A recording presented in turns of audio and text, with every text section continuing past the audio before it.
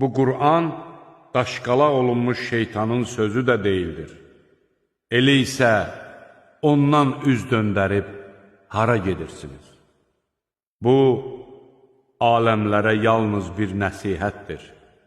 Sizlərdən doğru yolda olmaq istəyənlər üçün aləmlərin Rəbbi Allah istəməyincə siz istəyə bilməzsiniz.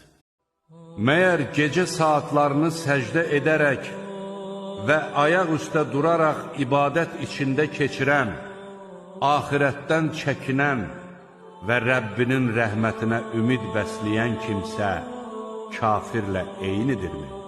De ki, heç bilənlərlə bilməyənlər eyni ola bilərmi? Bundan ancaq ağıl sahibləri düşünüb ibrət alarlar.